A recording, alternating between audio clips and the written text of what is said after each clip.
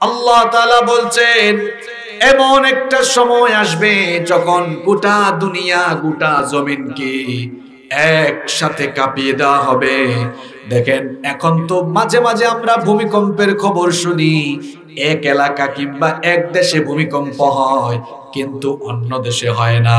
কিন্তু আল্লাহ সূরা জিলজালে বলেছেন ইদা জুলজিলাতিল আরদু জিলজালাহা, এমন একটা সময় আসবে যখন গোটা পৃথিবীর জমিন একসাথে কেঁপে উঠবে। আল্লাহু আকবার। রব্বুল আলামিন কোরআনুল কারীমের 22 নম্বর সূরা সূরাতুল হাজ্জের প্রথম আয়াতে বলছেন ইয়া আইয়ুহান নাসু তাকু রাব্বাকুম ইন্না জালজালাতাস সাআতি শাইউন আযীম। আল্লাহ তাআলা বলছেন ইয়া আইয়ুহান নাস, হে মানব জাতি, ইত্তাকু রাব্বাকুম, তোমরা তোমাদের রবকে ভয় করো। কোন রব? যে রব এমন একটা দিন আসবে যেই দিন তিনি গোটা জমিনকে একসাথে কাঁপিয়ে দিবেন, আর সেই কম্পন হবে ভয়াবহ কম্পন। এখন তো ভূমিকম্প হলে বিজ্ঞানীরা মেপে বলতে পারে এটা 7.6, 7.8, 8.2 রিক্টার স্কেলের ভূমিকম্প ছিল। আল্লাহ বলছেন এমন একটা বিরাট ভূমিকম্প হবে, এটা যে কত তীব্র মাত্রার হবে এটা কোনো যন্ত্র দিয়েও কখনো পরিমাপ করা যাবে না। এতে আল্লাহ বলেছেন ইন্না জালজালাতাস সাআতি শাইউন আযীম, নিশ্চয়ই কিয়ামতের কম্পনটা হবে বিরাট কম্পন, ভয়াবহ, বিপজ্জনক, অত্যন্ত সাংঘাতিক কম্পন। কিয়ামতের দিন গোটা জমিন প্রকম্পিত হবে। তখন ইসরাফিল আলাইহিস সালাম সিংহায় ফুৎকার দিবেন। যখন আমিন একজন ফেরেশতা বানিয়েছেন, ওই ফেরেশতার নাম ইসরাফিল। ওই ফেরেশতাকে আল্লাহ মাত্র একটা দায়িত্ব সম্পাদনের জন্য বানিয়েছেন, তিনি শুধু সিংহায় ফু দিবেন। সিংহায় ফু দেওয়ার জন্য ওই ফেরেশতাকে বানিয়েছেন কে? আল্লাহ। আস্তে বলবেন না, জোরে বলেন কে? আল্লাহ। ওই ফেরেশতা তাকে আল্লাহ বানানোর পর থেকে তার মুখের সামনে সিংহা নিয়ে কান পেতে আছেন। কখন আল্লাহ তাকে আদেশ করেন, যখনই আল্লাহ তাকে আদেশ করবেন সঙ্গে সঙ্গে তিনি সিংহায় ফু দিবেন। ইসরাফিল আলাইহিস সালাম সিংহায় ফু দিবেন মোট 2 বার। আমার কথা বুঝে থাকলে সবাই বলেন কয়বার? প্রথমবার তিনি যখন সিংহায় ফু দিবেন, প্রথমবার সিংহায় ফু দেওয়ার পরে তার একটা সিংহার ফুতে দুনিয়াতে তখন যারা থাকবে, তখন যারা দুনিয়ায় থাকবে কানের পর্দা ফেটে গিয়ে সঙ্গে সঙ্গে মানুষগুলো মরে যাবে। আল্লাহু আকবার। প্রথম সিংহার ফুৎকারের পরে সব মানুষ মরে যাবে। আসমান আর জমিন উলট পালট হয়ে যাবে। আসমান জমিন চূর্ণ বিচূর্ণ, লন্ড ভন্ড, চূর্ণ বিচূর্ণ, মেসাকার হয়ে যাবে। রব্বুল আলামিন কোরআনুল কারীমের 69 নম্বর সূরা সূরাতুল হাক্কা এর 13 নম্বর আয়াত থেকে বলছেন ফাইযা নুফিখা ফিস সূরি নাফখাতুন ওয়াহিদা ওয়া হুমিলাতিল আরদু ওয়াল জিবালু ফাদুক্কাতা দাক্কাতান ওয়াহিদা ফায়াউমাইযিন ওয়াকাআতিল ওয়াকিআ। আল্লাহ তাআলা বলছেন অতঃপর যখন একবার, মাত্র একবার সিংহায় ফু দেওয়া হবে, প্রথমবার সিংহায় ফু দেওয়ার পরে কি হবে শোনো, ওয়া হুমিলাতিল আরদু ওয়াল জিবালু ফাদুক্কাতা দাক্কাতান ওয়াহিদা, পাহাড় সুদ্ধা জমিনটাকে উপরে তুলে একটা আছাড় দিয়ে চূর্ণ বিচূর্ণ করে দেওয়া হবে। জমিনের উপরে যে বিশাল বিশাল টাওয়ার, উঁচু উঁচু বিল্ডিং, ঢাকা শহরে গেলে দেখবেন কত উঁচু উঁচু বিল্ডিং, উঁচু উঁচু টাওয়ার। দেশের বাইরে যখন যাবেন, দুবাইয়ে যখন যাবেন, সিঙ্গাপুরে যখন যাবেন, সুইজারল্যান্ডে যখন যাবেন, দেখবেন কি বিশাল বিশাল টাওয়ার, 100 তলা, 120 তলা পর্যন্ত, 130 তলা পর্যন্ত বানিয়ে ফেলেছে। আল্লাহ বলছেন ইসরাফিল যখন প্রথমবার সিংহায় ফু মারবে, এমন একটা ভূকম্পন হবে, ওই বিশাল বিশাল টাওয়ার, গাছপালা, জমিনের উপরে যা আছে সবকিছু মাটির তলায় চলে যাবে, চূর্ণ বিচূর্ণ হয়ে যাবে, মেসাকার হয়ে যাবে। কিচ্ছু থাকবে না। এই যে জমিনের উপরে আপনারা বিশাল বিশাল পাহাড় দেখেন, এই পাহাড়গুলোর অবস্থা কেমন হবে আল্লাহ বলছেন, ইয়াউমা তুরজুফুল আরদু ওয়াল জিবালু ওয়া কানাতিল জিবালু কাসীবাম মাগীলা। আল্লাহ বলছেন প্রথমবার সিংহে ফু দেওয়ার পরে পাহাড়গুলো বালুর মতো উড়ে যাবে, পাহাড়গুলো জমিন থেকে খুলে যাবে, বালুর মতো উড়ে যাবে। অন্য আয়াতে আল্লাহ বলেছেন পাহাড়ের অবস্থা এমন হবে, ওয়া তাকুনুল জিবালু কাল আহিনিল মানফুশ। আল্লাহ তাআলা বলেছেন পাহাড়গুলো ধুনা তুলার মতো উড়ে যাবে, কিচ্ছু থাকবে না, সবকিছু লন্ডভন্ড হয়ে যাবে। কার হুকুমে? আল্লাহ তাআলা বলছেন কুল্লু মান আলাইহা ফান, সবকিছু ফান হয়ে যাবে, ক্ষয় হয়ে যাবে, লয় হয়ে যাবে। ওয়ায়াবকা ওয়াজহু রাব্বিকা যুল জালালি ওয়াল ইকরাম। কেবলমাত্র একজন মহামহিয়ান সত্তা অবশিষ্ট থাকবেন। গলার আওয়াজ বড় করে বলেন, তিনি কে? প্রথম সিংহার ফুৎকারে যখন দুনিয়ার সব ধ্বংস হয়ে যাবে, আল্লাহ তখন বলবেন, ইয়া দুনিয়া, হে দুনিয়া, আইনা জিবালুক, তোর বুকের উপরে থাকা পাহাড়গুলো কোথায়? আইনা আনহারুকি, তোর বুকের উপরে প্রবাহমান থাকা নদ নদীগুলো কোথায়? আইনা আশজারুকি, তোর বুকের উপরে থাকা গাছপালাগুলো কোথায়? আল্লাহ বলবেন তোর বুকের উপরে দম্ভ ভরে অহংকারের সাথে চলাফেরা করা অহংকারী গুলো আজকে কোথায়? আল্লাহ বলবেন তোর জমিনের উপরে বিচরণ করা সেই জালেম গুলো কোথায়, যারা মানুষের উপরে জুলুম করত। আল্লাহ প্রশ্ন করবেন, কিন্তু জবাব দেওয়ার তখন কেউ থাকবে? আল্লাহ বলবেন লিমানিল মুলকুল ইয়াউম, আল্লাহ প্রশ্ন করবেন আজকে রাজত্ব কার, আজ ক্ষমতা চলবে কার? আপনারা তো জবাব দিয়েছেন, কিন্তু আপনারা তখন তো জবাব দেওয়ার জন্য অবশিষ্ট থাকবেন না, কেউ থাকবে না। আল্লাহ নিজে প্রশ্ন করে আল্লাহ নিজে আবার উত্তর দিবেন, লিল্লাহিল ওয়াহিদিল কাহ্হার, আজ ক্ষমতা চলবে কার? কিচ্ছু থাকবে না। আল্লাহ সূরা জিলজালের প্রথম আয়াতে বলছেন দুনিয়ার বিল্ডিং ওয়ালারা এখান থেকে শিক্ষা নেন, বাড়ি একটা বানায়া মার্কেট একটা করে বেশি বাহাদুরি দেখায়েন না। চোখের পলকে সকাল বেলার বিল্ডিং ওয়ালাকে বিকাল বেলায় রাস্তার ফকির বানায়া দিতে পারেন কে?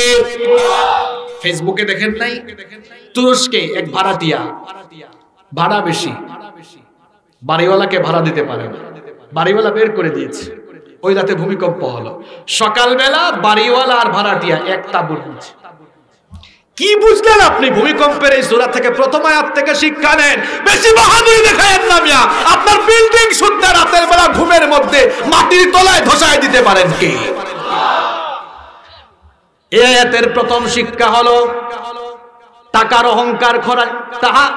অহংকার করা যাবে না, বাড়ি গাড়ি ক্ষমতা কিচ্ছুর অহংকার করা যাবে না। রাতের বেলার বাড়িওয়ালাকে সকাল বেলায় তাঁবুর নিচে যিনি রাখতে পারেন তিনি কে?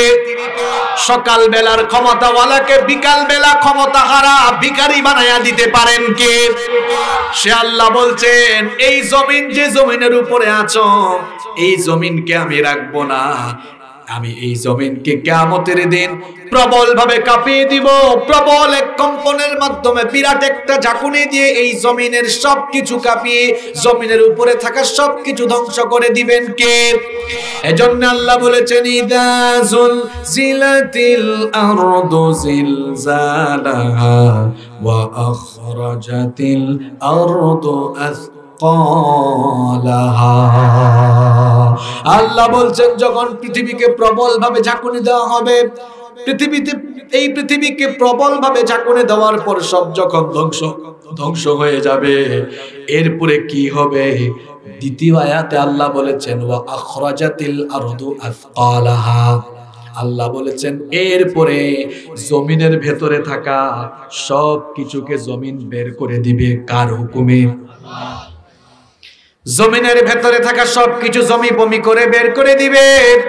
কোরআনুল কারীমের 84 নম্বর সূরা সূরাতুল ইনশিকাকের 3 এবং 4 নম্বর আয়াতে আল্লাহ তাআলা বলছেন, ওয়া ইযাল আরদু মুদ্দাত ওয়া আলকাত মা ফিহা ওয়া তাখাল্লাত।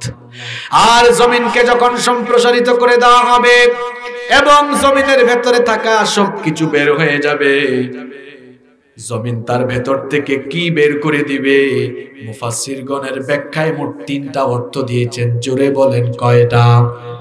আরো জোরে। 1 নম্বরে তারা বলেছেন এই জমিনের নিচে যারা ঘুমিয়ে আছে কবরে, ইসরাফিল আলাইহিস সালাম যখন দ্বিতীয়বার সিংহায় ফু দিবেন, দ্বিতীয়বার সিংহায় ফু দেওয়ার পরে জমিনের নিচে কবরে ঘুমিয়ে থাকা মানুষগুলো কবর থেকে উঠে হাসরের মাঠের দিকে যাবে। রব্বুল আলামিন কোরআনুল কারীমের 39 নম্বর সূরা সূরাতুজ জুমারের 68 নম্বর আয়াতের শেষাংশে বলেছেন, সুম্মা নুফিখা ফীহি উখরা ফাইযা হুম কিয়ামুন ইয়ানযুরুন।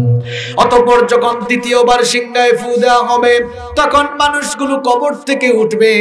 আল্লাহ অন্য আয়াতে বলেছেন, আফালা ইয়ালামু ইযা বু'থিরা মা ফিল কুবুর। মানুষ কি ওই সময়টার কথা জানে না যখন মানুষকে কবর থেকে উঠানো হবে? আল্লাহ বলছেন যখন জমিনকে প্রবল ভাবে কাঁপিয়ে দেওয়া হবে, এরপরে ওয়া আখরাজাতিল আরদু আথকালাহা, জমিন তার ভেতরে থাকা সবকিছু বের করে দিবে। 1 নাম্বার ব্যাখ্যা আমরা জানলাম, জমিনের নিচে শুয়ে থাকা কবরে থাকা মানুষগুলো তখন কবর থেকে উঠবে কার হুকুমে? 2 নাম্বার ব্যাখ্যা মুফাসসিরগণ দিয়েছেন, আমরা যে জমিনের উপরে কথা বলি, কাজ করি, সব কিছু জমিনের মধ্যে রেকর্ড হয়ে যায়। আপনারা বলবেন হুজুর কেমনে এটা রেকর্ড হয়ে যায়? দেখেন আজকে অ্যাম্বুলেন্স, সিএনজি, আপনি অ্যাম্বুলেন্সের মালিক, সিএনজির মালিক, কিন্তু আপনার অ্যাম্বুলেন্স কোন রোডে চলে, কত স্পিডে চলে, ঘরে থেকে সিসিটিভি লাগায়া সব জানার সুযোগ আছে না নাই? এগুলো বানানোর জন্য মাথার মধ্যে জ্ঞান দিয়েছেন কি? তাহলে ওই আল্লাহ তাআলা কি জমিনের মধ্যে রেকর্ডার ঝুলাইয়া রাখতে পারেন না? আল্লাহ বলছেন যা করো সব জমিন তার গর্ভে রেকর্ড করে রাখছে, রেকর্ডের স্তূপ হয়ে আছে। ইসরাফিলের সিংহের ফুৎকারের পরে ওই রেকর্ডিং এর স্তূপ জমিন বমি করে জমিনের উপরে ছেড়ে দিবে। আল্লাহু আকবার। 3 নম্বর ব্যাখ্যা মুফাসসিরগণ দিয়েছেন, ওয়া আখরাজাতিল আরদু আথকালাহা, আর জমিন তার ভেতরে থাকা সব বের করে দিবে। কি বের করে দিবে? মুফাসসিরগণ 3 নাম্বার ব্যাখ্যা দিয়েছেন, এই জমিনের নিচে খনিজ সম্পদ আছে না নাই? স্বর্ণ আছে, পাথর আছে, আরো বহু খনিজ সম্পদ আছে। এই খনিজ সম্পদের জন্য দুনিয়ার মানুষ সম্পদের জন্য ভাই ভাইকে মেরে ফেলে, মারামারি করে, মামলায় জড়িয়ে যায়, বিবাদে জড়িয়ে যায়। কিয়ামতের দিন ইসরাফিলের দ্বিতীয়বার সিংহার ফুৎকার পরে মানুষের সামনে দেখবে মানুষ সোনার পাহাড়, স্বর্ণের পাহাড়, রৌপ্যের পাহাড়, হীরা জহরত মনে মুক্তা, খনিজ সম্পদের পাহাড়।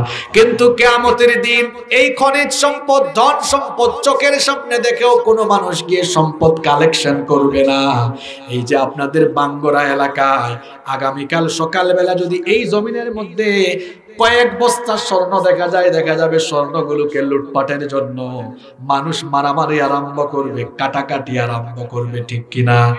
কিন্তু ইসরাফিলের দ্বিতীয় সিংহার ফুৎকারের পরে মানুষ কবর থেকে উঠে চোখের সামনে এত সম্পদ দেখবে, কেউ সম্পদের ধারে কাছেও যাবে না।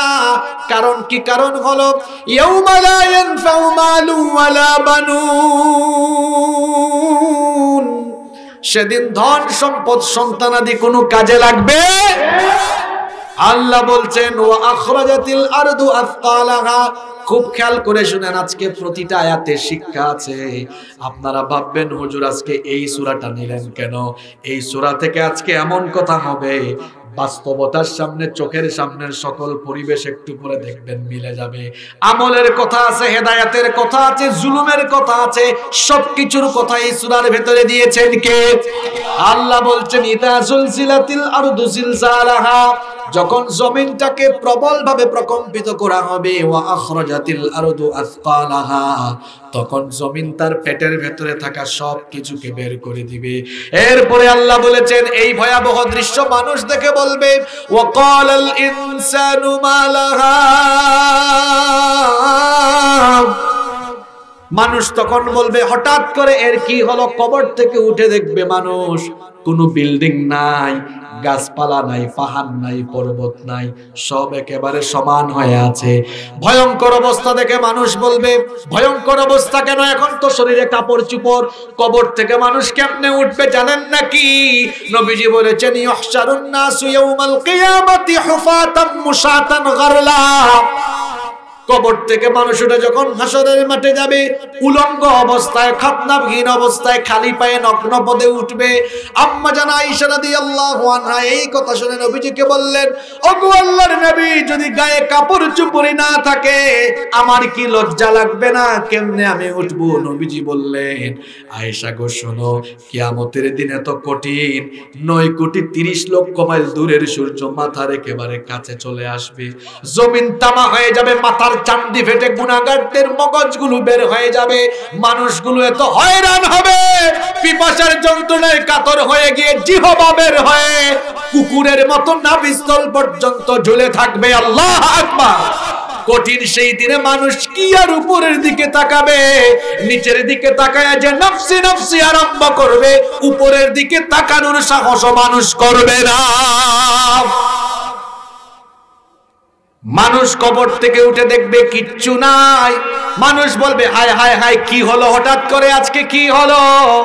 আল্লাহ সূরা ইয়াসিনের মধ্যে আরো সুন্দর করে বলেছেন, কবর থেকে উঠে মানুষ বলবে ক্বালু ইয়া ওয়াইলানা মান বা'আথানা মিন মারকাদিনা,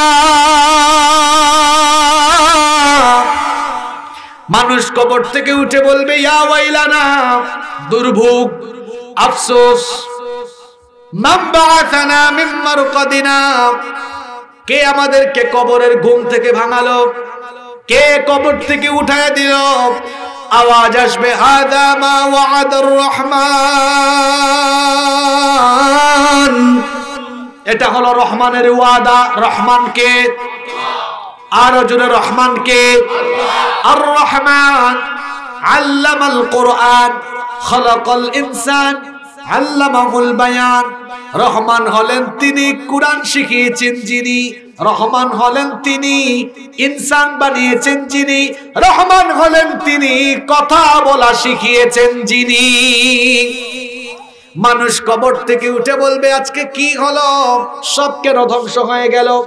আওয়াজ আসবে হাদা মা ওয়া'আদার রহমান, এটা রহমানের ওয়াদা করা দিন, কিয়ামত হবে একদিন, কিয়ামতের ঘটনা ঘটবে, এই ওয়াদা করেছেন কে? মানুষ যখন বলবে ওয়াকালাল ইনসানু মা লাহা, কি হলো এই দুনিয়ার? আওয়াজ আসবে হাদা মা ওয়া'আদার রহমান ওয়া সাদাকাল মুরসালুন, এটা রহমানের ওয়াদা। রহমান তার ওয়াদা মানুষকে জানিয়েছিলেন রাসূল দ্বারা, নবী দ্বারা, পয়গম্বর দ্বারা। আজকে নবী রাসূলদের সেই কথা সত্য হতে চলেছে, রহমানের ওয়াদা আজকে সত্য হতে চলেছে। আজকে সেই কিয়ামতের দিন যখন এই আওয়াজ মানুষের কানে আসবে, আপনারা বলেন তো, বেনামাজি, পাপী তাপী, সুদখোর, ঘুষখোর, জালেম, পাপী তাপী লোকদের কলিজায় তখন ভয় বাড়বে না কমবে? এজন্য আল্লাহ বলেছেন এই কথা শোনার পরে এক শ্রেণীর মানুষের কলিজা কেঁপে উঠবে। কুলুবু ইয়াউমাইদিন ওয়াজিফাতুন আবসারুহা খাশিয়া, পাপী তাপীদের কলিজা কেঁপে উঠবে, চক্ষু নত হয়ে যাবে। কিন্তু এক শ্রেণীর মানুষ, ইমানদার যারা, ভীত বিহব্বল হবে না তারা। আল্লাহ তাদের ব্যাপারে বলছেন লা ইয়াহজুনুহুমুল ফাযাউল আকবার ওয়া তাতালাক্কাহুমুল মালাইকা হাযা ইয়াউমুকুমুল্লাযী কুনতুম তুআদুন। আল্লাহু আকবার। ইমানদার যারা, ভীত বিহব্বল হবে না তারা। ইমানদারদেরকে ফেরেশতারা এসে বলবে আল্লাহর বান্দা তোর জন্য কোনো ভয় নাই, টেনশন নাই, আল্লাহর জান্নাতে ঢোকার জন্য তুমি প্রস্তুত হয়ে যাও। আল্লাহ সেই সকল ইমানদারদের কাতারে আমাদেরকে শামিল করে দাও। হায় হায় হায়, আরো আস্তে বলেন আমিন, আরো আস্তে আমিন। এত সুন্দর সূরা হয়ে শুরু হয়েছে, আপনারা কি ঘুমায় যাচ্ছেন নাকি? আমি কি শেষ করে দিব? এই প্রথম 3টা আয়াত তো ভূমিকা দিলাম, এরপরে আপনারা আবার ভয় পাইয়েন না, খুব অল্প সময়েই শেষ হবে। আমিও অসুস্থ, লম্বা কথা বলতে পারবো না। এই এখন যে আয়াত বলবো, এই 4 নাম্বার আয়াত থেকে দারুণ কথা হবে, বলবো তো? আল্লাহ বলেছেন ইযা জুলজিলাতিল আরদু জিলজালাহা, যখন জমিনকে প্রবলভাবে প্রকম্পিত করা হবে, ওয়া আখরাজাতিল আরদু আসকালাহা, এরপরে জমিন তার ভেতরে থাকা সব কিছুকে বের করে দিবে। ওয়া ক্বালাল ইনসানু মা লাহা, কবর থেকে উঠে মানুষ বলবে হায় হায় আজকে কি হলো? আল্লাহ তাআলা বলছেন ইয়াউমা ইদিন তুহাদ্দিসু আখবারাহা। যুবকরা আছে নাকি এখানে? হ্যাঁ, যুবকরা ভালো করে শুনবেন ভাই। আল্লাহ বলছেন ইয়াউমা ইদিন তুহাদ্দিসু আখবারাহা, সেদিন জমিন সব খবর বলে দিবে। খবর, প্রশ্ন হতে পারে কিসের খবর? নবীজি সাহাবীদের সামনে এই আয়াত তেলাওয়াত করলেন, এরপরে নবীজি সাহাবীদেরকে প্রশ্ন করলেন, ও আমার সাহাবীরা, আতাদরুনা মা আখবারুহা, তোমরা কি জানো নাকি জমিনের খবর কি? সাহাবীরা তখন বললেন আল্লাহু ওয়া রাসূলুহু আ'লাম, এ ব্যাপারে আল্লাহ এবং তার রাসূল সবচাইতে ভালো জানেন। নবীজি তখন বললেন ফা ইন্না আখবারাহা আন তাশহাদা আলা আবদিন আও আমাতিন আলা যাহরিহা তাকুলু কাযা ওয়া কাযা। নবীজি বললেন জমিনের খবর হলো তোমরা জমিনের উপরে যা কিছু করো, জমিন তার নীরব সাক্ষ্য হয়ে আছে। কিয়ামতের দিন তোমাদের সকল কাজকর্ম জমিন আল্লাহর কাছে ফাঁস করে দিবে। ভালো করে শুনেন, এই জমিনের উপরে জিনা করিয়েন না। এখন জমিন নীরব, জমিন নিরীহ, জমিনের জবান বন্ধ, আমাদের জবান খোলা। কিয়ামতের দিন হবে উল্টা, আমাদের জবান বন্ধ, জমিনের জবান খুলে দিবেন কে? আপনারা বলবেন হুজুর আমাদের জবান যে বন্ধ হয়ে যাবে এই কথা আপনি পাইলেন কোথায়? আসেন কোথায় পাইলাম দেখাই। আল্লাহ বলেছেন আল ইয়াউমা নাখতিমু আলা আফওয়াহিহিম ওয়া তুকাল্লিমুনা أيديهم وتشهد أرجلهم بما كانوا يعملون। এই আয়াতগুলো বুঝলে কোনো মানুষ এই জমিনের উপরে আর গুনাহ করার কথা না। আল্লাহ বলছেন এর চেয়ে বড় ওয়াজ আর কি হতে পারে আমাকে বলেন। আল্লাহ বলছেন শোনো, কিয়ামতের দিন তোমার জবান আমি বন্ধ করে দেব, এরপরে আমি তোমার হাতের জবান খুলে দিব। এই হাত কথা বলবে তুমি কি করেছো, এই হাত দিয়ে কত দাড়িওয়ালা লোককে পিটিয়েছো, এই হাত দিয়ে কত আলেমদের হাতে হাত করার পায়ে ডান্ডা মেরে লাগিয়েছো, হাত আল্লাহর কাছে বলে দিবে। এই হাত দিয়ে কলম ধরে, এই কলম দিয়ে সাংবাদিকতার নামে সাংঘাতিকতা করে ইসলামের বিরুদ্ধে কত রিপোর্ট করেছো, তোমার হাতের আঙ্গুলের মাথা আল্লাহর কাছে সব ফাঁস করে দিবে। দুনিয়ার বিচার আর আল্লাহর বিচারের সিস্টেম একরকম না, আলাদা।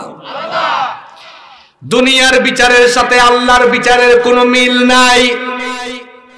দুনিয়ার বিচারের নমুনা হলো মামলা হবে, চার্জশিট হবে, তদন্ত হবে, তারপরে আদালতে মামলা গেলে এজলাসের মধ্যে হেয়ারিং হবে, উকিল পক্ষ তারা মামলার হেয়ারিং শুনানি করবে, সাক্ষ্য গ্রহণ করাবে, এরপরে বিচারক সাহেব শুনে রায় দিবেন। মাঝে মাঝে এমন হতে পারে উপরের প্রেসারে রায় যাওয়ার কথা ছিল একদিকে চলে যেতে পারে আর একদিকে। কিন্তু আল্লাহর বিচারে এইরকম কোন সিস্টেম নাই, আল্লাহর বিচারে কোনো জুলুম নাই। আমরা মাঝে মাঝে বিচারের নামে অবিচার করে মানুষের উপরে জুলুম করি, আমরা মাঝে মাঝে বিচারের নামে অবিচার করে নিরপরাধীকে অপরাধী বানাই আর অপরাধীগুলোকে নিরপরাধী বানাই। কিন্তু আল্লাহ এমন নন, আল্লাহ হচ্ছেন আলাইসাল্লাহু বিআহকামিল হাকিমিন। তিনি শ্রেষ্ঠ বিচারক, তিনি কারো উপরে বেইনসাফি করেন না, জুলুম করেন না। এই দুনিয়াতে জন্ম থেকে নিয়ে মৃত্যু পর্যন্ত আমি আর আপনি যা করেছি সব আল্লাহ জানেন কি জানেন না? জানার পরেও আল্লাহ একতরফা বিচার করবেন না, একেবারে সাক্ষ্য প্রমাণের ভিত্তিতে আল্লাহ প্রমাণ করাইয়া দিবেন বান্দা অপরাধী। আল্লাহর বিচারের সিস্টেম দেখেন, কোনো উকিল নাই, কোনো হেয়ারিং নাই, কিছুই নাই, জবানটা বন্ধ করে দেওয়া হবে। আল্লাহ বলছেন তোমার হাত কথা বলবে, এই হাত সব কুকর্ম ফাঁস করে দিবে। হাত দিয়ে কোথায় কোথায় অপকর্ম করেছো, এই হাত দিয়ে কোথায় চাঁদাবাজি করেছো, এই হাত দিয়ে কোথায় কোথায় হাতের অপব্যবহার করে জুলুম করেছো, হাত বলে দিবে, পা বলে দিবে, পা দিয়ে হেঁটে হেঁটে হেঁটে হেঁটে কোথায় গিয়ে কি করেছো পা বলবে। অন্য আয়াতে আল্লাহ বলেছেন হাত্তা ইদা মা জাউহা শাহিদা আলাইহিম সামউহুম ওয়া আবসারুহুম ওয়া জুলুদুহুম বিমা কানু ইয়ামালুন। শুধু হাত আর পা নয়, আল্লাহ বলেছেন শাহিদা আলাইহিম সামউহুম, তোমাদের এই কান কথা বলবে। এ যুবক তরুণ ছাত্র ভাইয়েরা শোনো, তোমাদের ওয়াজ চলে এসেছে। এই কানের মধ্যে ইয়ারপড লাগায়া, হেডফোন লাগায়া যে সারাদিন গান শোনো, ঝাঁকানাকা ঝাঁকানাকা শোনো, এই কার এগুলো সব বলে দিবে কার কাছে? খবরদার আমার যুবক ভাইয়েরা, এই কান আল্লাহর নিয়ামত, এই নিয়ামতের অপব্যবহার করে নিষিদ্ধ কোনো জিনিস শোনো না। কানের মধ্যে ফোন লাগায়া অপরিচিত মেয়েদেরকে ডিস্টার্ব করার জন্য ফোন লাগায়ও না, হারাম রিলেশন করো না, কান দিয়ে কোনো বাজে কথা শোনো না, কারণ এই কান সবকিছু একদিন ফাঁস করে দিবে কার কাছে? এরপরে আল্লাহ বলেছেন তোমার চোখ কথা বলবে। খবরদার, চোখ আল্লাহর নিয়ামত, এই নিয়ামতের অপব্যবহার করবেন না। কিছুদিন আগে একজন অন্ধ মানুষের সাথে আমার দেখা হয়েছে, যিনি জন্মের পর থেকে চোখে দেখেন না। আমি তাকে বললাম, ভাই আপনি যে জন্মের পর থেকে চোখে দেখেন না, আপনার কি খারাপ লাগে না? আমাকে বলে, না হুজুর আমার খারাপ লাগে না। বললাম, এত মানুষকে আল্লাহ চোখের আলো দিলেন, আল্লাহ আপনাকে চোখের আলো দিলেন না, আল্লাহর উপরে কি আপনার কোনো অভিযোগ নাই? বলল, না আমার কোনো অভিযোগ নাই। আমি বললাম, খারাপও লাগে না, আল্লাহর উপর অভিযোগ দিতেও ইচ্ছে হয় না, কারণটা কি? সে তখন উত্তর দিয়েছে কি দেখেন, উত্তর দিল, আপনি হুজুর, হুজুর হলে কি হবে, আপনার তো চোখ আছে, চোখ দিয়ে গুনাহ করার সুযোগ আছে। আমি তো অন্ধ মানুষ, চোখের আলো নাই, আমার জন্য চোখ দিয়ে গুনাহ করার কোনো সুযোগ নাই। কথা তো ঠিকই আছে। এই রাস্তা দিয়ে যদি বেগানা কিছু নারী যায়, আমাদের যাদের চোখ আছে, পরনারীর দিকে আমরা তাকিয়ে চোখের জেনা করার সুযোগ আছে, কিন্তু অন্ধ মানুষ, সে তো চোখ দিয়ে দেখার কোনো সুযোগ নাই, গুনাহ করারও সুযোগ। আমাদের হাতে হাতে ফোন আছে, স্মার্টফোনের দিকে আমরা তাকিয়ে আজে বাজে ভিডিও দেখার সুযোগ আছে, কিন্তু অন্ধ যে ব্যক্তি যে চোখে দেখে না, তার তো সেই আজে বাজে ভিডিও দেখার কোনো সুযোগ। এজন্য আমার যুবক তরুণ ছাত্র ভাইদেরকে বলবো, খবরদার খবরদার ভাইয়েরা, চোখের খেয়ানত করো না। চোখের খেয়ানত মানুষের চোখে ধরা না পড়লেও একজন দেখেন, তিনি কে? কালো চশমা লাগাইয়া কালো চশমার ফাঁক দিয়ে মেয়েদের দিকে তাকাও। কালো চশমার ভেতরে কোন দিকে তাকাও পাবলিক জানে না, জানেন কে? এই কথাটা আল্লাহ কোরআনে বলেছেন, ইয়ালামু খাইনাতাল আয়ুন, চোখের খেয়ানত কেউ জানে না, কিন্তু আমি জানি। ও আল্লাহর বান্দারা, চোখের খেয়ানতের খবর আমি জানি। যুবক তরুণ ভাইদেরকে বলবো, এই চক্ষুটাকে নষ্ট করে দিও না। চোখ দিয়ে কত গুনাহ আমরা করি দেখেন, চোখ দিয়ে আজে বাজে জিনিসের দিকে তাকায়, চোখ দিয়ে যে নারী আমার জন্য হালাল নয়, ওই নারীর দিকে তাকায় তাকায় গুনাহ করি। খবরদার আমার যুবক ভাইয়েরা, যুবক বয়সে নিজেদের চরিত্রটাকে নষ্ট করে দিও না, মেয়েদের পিছনে ঘুরঘুর করো না। যে সকল ছেলেরা বিবাহের আগে মেয়েদের পিছে পিছে ঘুরে, এরা বিয়ের পরেও সারা জীবন বউয়ের অন্না ধরে ধরে পিছে পিছে ঘুরে। এগুলো ভালো ছেলেদের কাজ নয়, অভদ্র অসভ্য ছেলেদের কাজ। আল্লাহ ঈমানদারদেরকে বলেছেন কুল্লিল মুমিনিনা ইয়াগুদ্দু মিন আবসারিহিম, ও নবী মুমিন পুরুষদেরকে বলেন চক্ষুকে যেন পরনারীর দিকে না দিয়ে নিচের দিকে দিয়ে দেয়। কার ভয়ে? চোখ কথা বলবে। এরপরে আল্লাহ বলেছেন এমন কি চামড়া পর্যন্ত কথা বলবে। জমিন আল্লাহর কাছে সাক্ষ্য দিবে। এইজন্য এই জমিনের উপরে বিচরণ করে আমরা কোন গুনাহ করব? খবরদার। আল্লাহ বলেছেন ইয়াউমা ইদিন তুহাদ্দিসু আখবারাহা, জমিন তার খবর বলে দিবে। এই জমিনের উপরে আপনি বদমাইশি করেন, আপনি সুদ খান, আপনি ঘুষ খান, আপনি এই জমিনের উপরে অন্যায় করেন, অপকর্ম করেন, জমিনের জবান বন্ধ, আপনার জবান খোলা। কিয়ামতের দিন হবে উল্টা, জমিনের জবান খুলে দিবেন আর মুখের এই জবানটা বন্ধ করে দিবেন কে? জমিন ঠাস ঠাস করে সব বলে দিবে কি করেছেন আপনি, সব ফাঁস করে দিবে। আমরা কি কিয়ামতের মাঠে এরকম লজ্জিত হয়ে জাহান্নামে যেতে চাই? তাহলে জমিনের উপরে বেঈমান হব না ঈমানদার হয়ে চলব? আরো আসতে বলেন। আল্লাহ বলেছেন ইদা জুলজিলাতিল আরদু জিলজালাহা, যখন জমিনকে প্রবল ভাবে কাঁপিয়ে দেওয়া হবে, ওয়া আখরাজাতিল আরদু আথকালাহা, আর জমিন তার ভেতরে থাকা সবকিছু বের করে দিবে। এই অবস্থা দেখে মানুষ বলবে ওয়া ক্বালাল ইনসানু মালাহা, মানুষ বলবে জমিনের কি হলো? ইয়াউমা ইদিন তুহাদ্দিসু আখবারাহা, সেদিন জমিন সব খবর বলে দিবে। আপনি বলতে পারেন কেন জমিন সব খবর বলে দিবে? কারণ হচ্ছে আল্লাহ পরের আয়াতে বলেছেন বি আন্না রাব্বাকা আওহা লাহা, কারণ জমিনকে কথা বলার জন্য যিনি হুকুম দিবেন তিনি কে? আস্তে বলবেন না, জোরে বলেন তিনি কে? এরপরে আয়াতে আল্লাহ বলেছেন, কষ্ট হচ্ছে আপনাদের? শেষ পার 3টা আয়াত আছে, এই 3 আয়াতে আপনাদের জন্য এবার সবক আছে। সবার মনোযোগ আছে তো? কয়েকজনের ঘুম আসতেছে দেখতেছি, বেশি বেশি তিলাওয়াত হচ্ছে তো সাকিনা নাজিল হচ্ছে মনে হয়। হ্যাঁ, আসুন আমরা একটু 3টা তাকবীর দিয়ে ঘুম ভেঙে যাবে। লিল্লাহি তাকবীর, আর একটু জোরে দেন লিল্লাহি তাকবীর, লিল্লাহি তাকবীর। মনোযোগ আছে তো? পরের 3 আয়াতে সবক আছে। এরপরে আল্লাহ বলেছেন ইয়াউমা ইদি ইয়াসদুরুন নাসু আশতাতান লিয়ুরাউ আমালাহুম, সেদিন দলে দলে মানুষকে কবর থেকে উঠানো হবে, দলে দলে মানুষকে সমবেত করা হবে, যাতে করে লিয়ুরাউ আমালাহুম, তাদেরকে তাদের আমল দেখানো যায়। এই দুনিয়াতে আপনার জন্ম হওয়া থেকে নিয়ে মৃত্যু পর্যন্ত আপনি যা করেছেন সবকিছু হাসরের মাঠে আপনার আমলগুলো আপনাকে দেখাবেন কি? আরো জোরে বলেন দেখাবেন কি? আপনি বলবেন হুজুর আল্লাহ আবার দেখাবেন কেমনে? কেমনে দেখাবেন শুনেন। এই যে ক্যামেরা বানাইছে কে? ক্যামেরা আল্লাহ বানাইছে, কে বলছে? ক্যামেরা বানিয়েছে কে? কিন্তু মানুষ বানালেও ক্যামেরা বানানোর জন্য মানুষের মাথার মধ্যে জ্ঞান দিয়েছেন কি?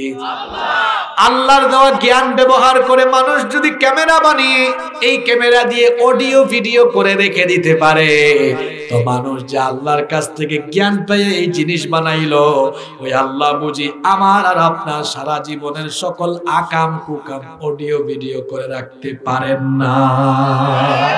বিশ্বাস হয়? বিশ্বাস হলে যুবকরা তোমরা রাতের বেলা ফোন হাতে নিয়ে আজে বাজে জিনিস দেখো কেমনে?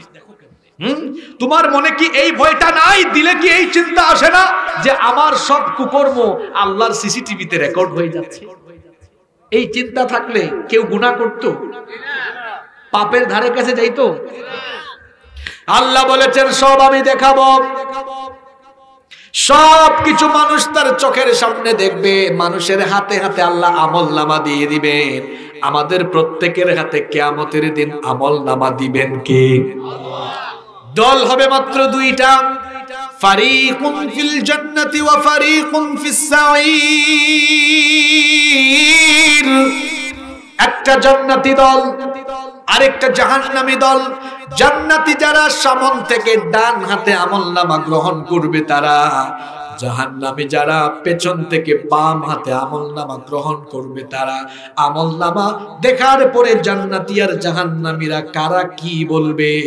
রব্বুল আলামিন কোরআনুল কারীমের 69 নম্বর সূরা সূরাতুল হাক্কা 19 নম্বর আয়াত থেকে এবার বলছেন, মান উতিয়া কিতাবাহু বিয়ামিনিহি ফায়াকুলু হাউম ইকরাউ কিতাবিয়া ইন্নী যানানতু আন্নী মুলাকিন হিসাবিয়া ফাহুয়া ফি ঈশাতির রাদিয়া ফি জান্নাতিন আলিয়া। আল্লাহ তাআলা বলছেন জান্নাতি যারা সামন থেকে ডান হাতে আমলনামা পাবে, তারা আমলনামা হাতে পাওয়ার পরে তারা কি বলবে শুনেন। এই তো মাত্র কয়েকদিন আগে এইচএসসি পরীক্ষার রেজাল্ট দেওয়া হয়েছে। এখন বলেন তো, যে ছেলেটা A+ পেয়েছে তার মার্কশিটটা সে মানুষকে আনন্দের সাথে দেখাতে চাইবে কি চাইবে না? জান্নাতীরা আমলনামা হাতে পেয়ে দেখবে, হায় হায় আমার 5 ওয়াক্তের নামাজ লেখা, তাহাজ্জুদের নামাজ লেখা, সব ভালো ভালো জিনিস লেখা। সে তখন আমলনামা হাতে পেয়ে বলবে, দেখো দেখো দেখো দেখো আমার আমলনামা পড়ে দেখো, আমার আমলের দিকে সবাই তাকাও। ইন্নী যানানতু আন্নী মুলাকিন হিসাবিয়া, আমি মনে করতাম আমি একদিন হিসাব পাবো, এজন্য আমি যখন যুবক ছিলাম অবৈধ রিলেশন করি নাই, নামাজ ছাড়ি নাই, নামাজ পড়েছি, নামাজ আছে, আমি কখনো হারামের দিকে যাই নাই, হালাল পথে চলেছি। আমার জীবনের সব ভালো ভালো কাজ এখানে আছে, দেখো দেখো দেখো, পড়ে দেখো। আল্লাহ বলবেন, ও বান্দা তোর জন্য চিন্তা নাই, যা যা আমার জান্নাতের দিকে তুই চলে যা। আল্লাহ সেই সকল ডানপন্থী জান্নাতীদের কাতারে আমাদের সবাইকে শামিল করে দাও। আর জাহান্নামী যারা, তাদের অবস্থা কি হবে? আল্লাহ বলছেন, ওয়া আম্মা মান উতিয়া কিতাবাহু বিশিমালিহি ফায়াকুলু ইয়া লাইতানি লাম উতা কিতাবিয়া ওয়া লাম আদরি মা হিসাবিয়া ইয়া লাইতাহা কানাতিল কাদিয়া মা আগনা আন্নি মালিয়া হালাকা আন্নি সুলতানিয়া। আল্লাহ বলছেন জাহান্নামী যারা পেছন থেকে বাম হাতে আমলনামা পাবে, তারা আমলনামা হাতে নিয়ে দেখবে সব আকাম কুকাম, নামাজ পড়ে নাই, সুদ খাইছে, ঘুষ খাইছে, আলেমদের হাতে হাত করা লাগাইছে, আলেমদের সঙ্গে বেয়াদবি করেছে, মানুষের হক মেনে খেয়েছে, মানুষের সম্পদ নষ্ট করেছে, মা বাবার সঙ্গে বেয়াদবি করেছে, সব পাপগুলো লেখা আছে না নাই? এগুলো দেখার পরে তার ভয় বাড়বে না কমবে? হাতে পায়ে বলবে, ইয়া লাইতানি, আফসোস, খুব আফসোস, লাম উতা কিতাবিয়া, কেন আমাকে এটা দেওয়া হলো, না দিলে ভালো হতো। ওয়ালাম আদ্রি মা হিসাবিয়া, কেন আজ হিসাবের খাতা দেওয়া হলো, হিসাব না দিলেই তো বেঁচে যেতাম। মা আগনা আন্নি মালিয়া, কত ধন সম্পদ ছিল, কোথায় আমার ধন সম্পদ? ধন সম্পদ তো আমার ধারে কাছেও নাই, কাজে লাগতেছে না। হালাকা আন্নি সুলতানিয়া, কোথায় আমার ক্ষমতা? এত ক্ষমতা দুনিয়ায় ছিল, কোন ক্ষমতা দেখি আমার কাজে লাগে না। হাসরের মাঠে কেবল একজনের ক্ষমতা চলবে, তিনি কি? আল্লাহ বলছেন মানুষ তার আমলনামা দেখবে, দেখার পরে এবার আল্লাহর বিচার শুরু হবে। বিচার করে আল্লাহ প্রতিদান কেমনে দিবেন, শেষের দুইটা আয়াতে আল্লাহ বলেছেন, ফামাইয়ামাল মিসকালা যাররাতিন খায়রান ইয়ারা ওয়া মান ইয়ামাল মিসকালা যাররাতিন শাররান ইয়ারা। অতএব যারা অনুপরিমাণ ভালো কাজ করবে সেও তা দেখবে, অর্থাৎ সেও তার পুরস্কার পাবে। আর অনুপরিমাণ খারাপ কাজ যে করবে সেও তা দেখবে, অর্থাৎ তার শাস্তি পাবে। অনুপরিমাণ, আপনাদের এলাকায় সরিষা চাষ হয় কি হয় না? সরিষার দানা ছোট না বড়? সরিষার চেয়ে আরো ছোট। এরকম অনুপরিমাণ ভালো কাজের প্রতিদানও মানুষ পাবে, অনুপরিমাণ খারাপ কাজের প্রতিদানও মানুষ পাবে। দেখেন দেখেন, বলা হয় শেষ ভালো যার সব ভালো। এই দুইটা আয়াত বুঝলে বাবা জানরা, ভাই জানরা, দেখবেন আজকের ওয়াজ কাজে লাগবে। কেন আল্লাহ অনুপরিমাণ ভালো কাজ আর অনুপরিমাণ খারাপ কাজের প্রতিদানের ব্যাপারে কথা বলে আমাদেরকে সতর্ক করলেন? কারণ হলো আমরা যেন ভালো কাজ অল্প হলে ওইটাকে যেন অবহেলা না করি, আবার গুনার কাজ সেটা যদি একদম হালকা হয় ওইটাও যেন আমরা বর্জন করি। কেন? কারণ ছোট একটা গুনাহ, এটা আপনি করবেন, এরকম আরেকটা করবেন, এরকম আরেকটা করবেন, এরকম অনুপরিমাণ ছোট ছোট অনেকগুলো গুনাহ করতে করতে দেখা যাবে গুনাহের বিশাল পাহাড় হয়ে গেছে।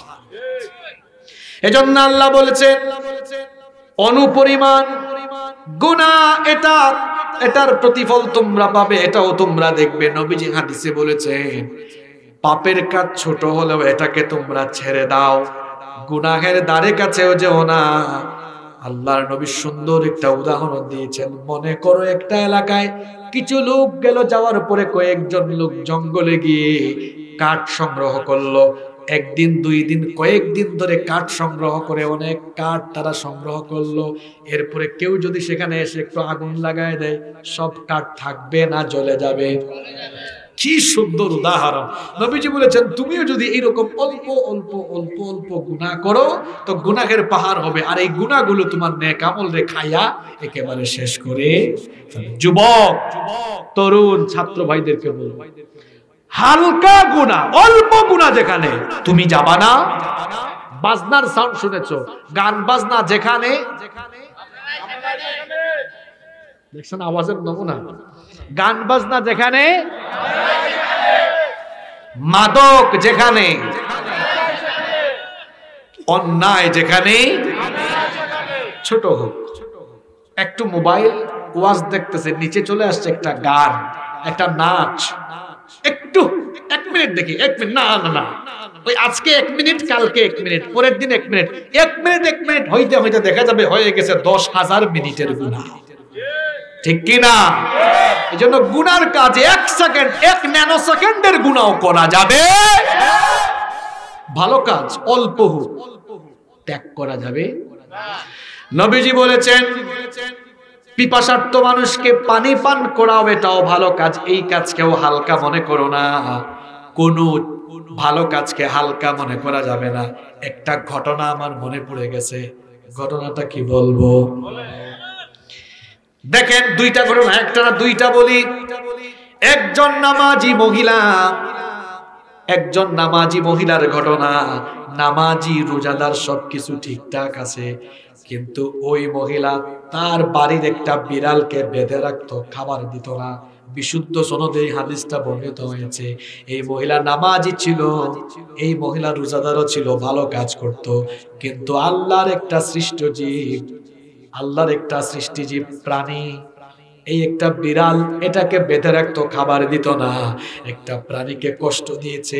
এটা আমার কাছে আপনার কাছে মনে হতে পারে হালকা কাজ, কিন্তু এটার কারণে আল্লাহ তার উপরে এমন নারাজ হলেন, ওই মহিলার নামাজ রোজার সমস্ত আমলগুলোকে আল্লাহ বাতিল করে দিয়ে একটা প্রাণীকে কষ্ট দেওয়ার কারণে আল্লাহ তাকে জাহান্নামী বানিয়ে দিলেন। তাহলে বোঝা গেল ছোট গুনার কাজও মাঝে মাঝে আপনাকে জাহান্নামে নিয়ে যেতে পারে। আরেকটা ঘটনা বলবো। একজন জিনাকারিনী জিনা করেছে, জাহান্নামে যাওয়ার মতো গুনাহ। ওই মহিলা একদিন এক রাস্তার ধার দিয়ে হেঁটে যাচ্ছে, একটা পিপাসার্ত কুকুর পিপাসার যন্ত্রণায় কাতর। মহিলা দেখে অত্যন্ত দয়া লাগলো। চামড়ার মোজা সেকালে ছিল, এখন তো কাপড়ের মোজা, তাই না? চামড়ার মোজা, মহিলা মোজা খুলে কুয়া থেকে পানি উঠায়া ওই পিপাসার্ত কুকুরকে পান করালো।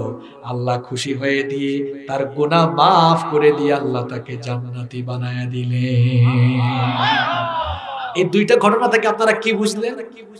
একটা বলেছিলাম গুনার কাজ, একটা বলেছি ভালো কাজ। দুইটা কিন্তু এত বিরাট না, নামাজ রোজার মতো বিরাট কোনো ভালো আমল না, কিন্তু এই ছোট্ট ছোট্ট ভালো কাজও আল্লাহ তাআলা আপনার উপর খুশি হয়ে গিয়ে এই আমলের কারণে জান্নাত দিতে পারেন কিনা?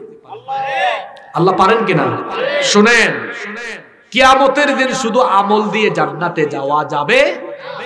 কি আমল করছেন আপনি? আপনি আমল দিয়ে চলে যাবেন, আমলের সাথে আল্লাহর দয়াও নবীজি একদিন বললেন, মান্নু কিশা উদ্দিবা, যার কাছ থেকে আল্লাহ হিসাব চাইবে সে আটকে যাবে, ধরা খেয়ে যাবে। আমাদের মা আম্মা জান আয়েশা রাদিয়াল্লাহু আনহা বললেন, ওগো আল্লাহর নবী, আল্লাহ তো কোরআনে বলেছেন জান্নাতি যারা সহজ হিসাবের সম্মুখীন হবে তারা। কোরআনে আছে না, ওয়া আম্মা মান উতিয়া কিতাবাহু বিয়ামিনিহি ফাসাউফা ইউহাসাবু হিসাবাই ইয়াসিরা। আল্লাহ বলেছেন ডানপন্থী লোক যারা ডান হাতে আমলনামা পাবে তাদের কাছ থেকে আল্লাহ সহজ করে হিসাব নেবেন। না আপনি বলতেছেন হিসাব চাইলে ধরা খেয়ে যাবে, বুঝলাম না। নবীজি তখন কি বলেছেন শোনেন আপনারা। নবীজি বলেন, আয়েশা, কিয়ামতের দিন আল্লাহ যদি কারো কাছ থেকে সহজ করে হিসাব নেওয়ার ইচ্ছা করেন তো আল্লাহ বান্দার হাতে থাকা আমলনামা দেখবেন, কিন্তু যাচাই না করে তাকে দয়া করে জান্নাতে দিয়ে দিবেন। আচ্ছা, আপনারা এখনো বুঝেন না, এই জন্য সুবহানাল্লাহর আওয়াজ বড় হয় না, বুঝাই দেই। মনে শোনেন বুঝা সুবহানাল্লাহ বলেন, আনা বুঝা। এই যে বাঙ্গরা বাজার আছে না, এখানে নাকি বাঙ্গরা না ভাঙ্গুরা? আচ্ছা, তো বাজারে মনে করেন আপনার একটা দোকান আছে। এখন আপনি সিলেটে যাবেন অথবা কক্সবাজারে যাবেন ঘুরতে, পরিবার সহ চলে যাচ্ছেন। আপনার দোকানে কর্মচারী ছেলেকে ডেকে বললেন, এই শোনো, আমি 3-4 দিনের সফরে যাচ্ছি, তুমি দোকানের দায়িত্ব গ্রহণ করো, হিসাব নিকাশ ঠিক রাখিও, আমি এসে তোমার কাছ থেকে হিসাব নেব। আপনি আসলেন, আসার পরে আপনার কর্মচারী আপনার কাছে হিসাব নিয়ে এসেছে। শোনেন আমার দিকে তাকান। এসে বলল, স্যার এই দেখেন, গত কয়েকদিন এই খাত থেকে এত টাকা আয় হয়েছে আর এই খাতে এই পরিমাণ ব্যয় হয়েছে। আপনি চিন্তা করলেন ছেলেটা আমার আন্ডারে আমার দোকানে অনেক দিন ধরে চাকরি করছে, বিশ্বস্ত ছেলে, এত হিসাব দেখার কি দরকার? সেই হিসাব দিয়েছে। আপনি বললেন, দেখি, ইটস ওকে, যাও। দেখলেন না, দেখছেন কিন্তু যাচাই। এটা হলো একটা নিয়ম, একটা পদ্ধতি। আরেকটা পদ্ধতি হলো ছেলেটা এসে হিসাব দিচ্ছে, আপনি বলেন, এদিকে আয়, এখানে এত টাকা কম কেন, এখানে এই কাজটা এমনি করলে কেন, এটা এভাবে করলে না কেন, এটা এমনি করলে ভালো হইতো। কথায় কথায় যদি তাকে ধরেন আর জেরা করেন, হিসাব তার জন্য কঠিন হবে না সহজ হবে? এবার বুদ্ধিমানের মতো জবাব দেন, হিসাব গ্রহণের প্রথম পদ্ধতিটা সহজ ছিল না দ্বিতীয় পদ্ধতিটা সহজ? আল্লাহ আমাদের হাতে হাতে আমলনামা দিয়ে যদি নামাজিকেও বলেন, এই তুই রুকুটা এমনি দিলি না কেন, সাজদা আরেকটু লম্বা করলি না কেন, নামাজটা এমনি আদায় করলে না কেন, এটা এমনি করলি না কেন, এমনি করলি না কেন, বাঁচতে পারবে? আল্লাহর নবী বলছেন, আয়েশা শোনো, আল্লাহ যাকে মাফ করতে চান, দয়া করতে চান, হাতে থাকা আমলনামা আল্লাহ দেখবেন, দয়া লাগলে আল্লাহ বলবেন, যা, যাচাই বাছাই করতাম না, সুজা জান্নাতে চলে যা। এইরকম হিসাব আমরা চাই কি চাই না? আপনি চাইলে, আপনি যদি নাও চান, চেয়েছেন, নবীজি দোয়া করতেন, আল্লাহুম্মা হাসিবনি হিসাবান ইয়াসীরা। অর্থ হলো, আল্লাহ আমার কাছ থেকে সহজ করে হিসাব নিন। সহজ হিসাবের নমুনা হলো আল্লাহ কিয়ামতের দিন আমলনামা দেখবেন, কিন্তু যাচাই না করে আল্লাহ জান্নাতে দিবেন। এরকম হিসাব নিকাশের সম্মুখীন হবে তারা, ঈমানদার হলো যারা। আল্লাহ এই সকল ঈমানদারদের কাতারে আমাদেরকে শামিল করে দাও। তবে এই দোয়াটা আপনারা সব সময় করবেন, একটা আমল আপনারা শিখে যান। সবাই এই দোয়াটা মুখস্থ করেন, সবাই আমার সঙ্গে বলেন, আল্লাহুম্মা। এতগুলো মানুষ আপনারা কেন কথা বলেন? একটা দোয়া শিখতেও মন চায় না আপনাদের? আল্লাহুম্মা হাসিবনি হিসাবান ইয়াসীরা। একবার বলছি তো, আরো 2বার বলে মুখস্থ হয়ে যাবে। বলেন, আল্লাহুম্মা হাসিবনি হিসাবান ইয়াসীরা। আল্লাহুম্মা হাসিবনি হিসাবান ইয়াসীরা। এই হলো সূরা জিলজালের সংক্ষিপ্ত তাফসীর। এখন আসেন কি শিখলাম এই সূরা থেকে, আমরা একটু জেনে নেই। এই সূরা থেকে আমরা 6টা জিনিস শিখেছি। কয়টা? এই 6টা জিনিস মুখস্থ করতে পারবেন না? 1 নাম্বার, আমরা শিখেছি, প্রথম আয়াত থেকে শিখেছি যে জমিনের উপরে আছি, এই জমিনকে আল্লাহ যে কোনো সময় কাঁপাই আমাদেরকে ধ্বংস করে দিতে পারেন। সুতরাং আজকের ওয়াজ থেকে 1 নাম্বার শিক্ষা নিলাম, এই জমিনের উপরে আমরা কোনো গুনাহ করব না, কারণ জমিনের মালিক আমরা নই। যে কোনো সময় জমিনের নিচে গেড়ে দিতে পারেন কে? এক নাম্বার শিক্ষা, এই জমিনের উপরে কোনো আকাম কুকাম করব। দুই নাম্বার, যে ধন সম্পদের জন্য আমরা এত মারামারি করি, ধন সম্পদ কামাইতে গিয়ে নামাজও পড়ি না। 2 নাম্বার আয়াতে কি পড়ছিলাম আমরা, যে জমিন সব বের করে দিবে, মানুষ ধন সম্পদ দেখে তাকাবেও না, নফসি নফসি নফসি। সুতরাং ওই সম্পদের জন্য দুনিয়ায় নামাজ কাজা করব না, ওই সম্পদের জন্য ঘুষ খাবো না, দুর্নীতি করব না, হারাম পথে সম্পদ কামাবো। হারাম খাইলে তো বডি হারাম, এই হারাম বডি নিয়ে হজে গেলেন দোয়া কবুল হবে? ইবাদত কবুলের পূর্ব শর্ত হলো হালাল খাওয়া। হারাম খাইয়া হাজি সাহেব হজ কইরা কোনো লাভ হবে? 5 নাম্বার শিক্ষা। 3 নাম্বার শিক্ষা হলো জমিন কিন্তু রেকর্ড করে রাখতেছে সব। সুতরাং জমিনের উপরে এমন কোন নাপাকির কাজ, অন্যায় কাজ করব না যার কারণে কিয়ামতে লজ্জিত হব। এজন্য এখনই আমাদের সাবধান হওয়ার দরকার আছে না নাই? আরো জোরে বলেন। 4 নাম্বার শিক্ষা হলো এই কবর, এখান থেকে আমরা একদিন উঠবো, নিজের চোখে আমলনামা দেখবো। এজন্য নিজের খাতাটা এমন ভাবে আমরা দুনিয়াতে তৈরি করে যাব যাতে কিয়ামতে আর আফসোস না করি, কারণ সেদিন আফসোস করে কোনো লাভ হবে? সময় থাকতে নামাজি হওয়ার দরকার আছে না নাই? সময় থাকতে আমলদার হওয়ার দরকার আছে না নাই? 5 নাম্বার শিক্ষা হলো গুনার কাজ একেবারে তুচ্ছ হোক, এটাও ডিলেট বাদ করব না, ধারে কাছেও যাব। 6 নাম্বার শিক্ষা হলো ভালো কাজ অল্প হোক ছাড়বো। বলেন তো, এই যে 6টা শিক্ষা আজকের আলোচনা থেকে আমরা শুনলাম, এই 6টা কাজ যদি আমরা ডেইলি ঠিক রাখতে পারি, আমরা জান্নাতে যাওয়ার সুযোগ আছে না নাই? আসুন সূরা জিলজালের আলোকে যে 6টি জিনিস আমরা শিখলাম, এর আলোকে আমরা আমাদের জীবন পরিচালনা করি। আল্লাহ তাআলা আমাদের সকলকে, সবাইকে সেই তৌফিক দান করেন। আমরা সবাই বলি আমিন।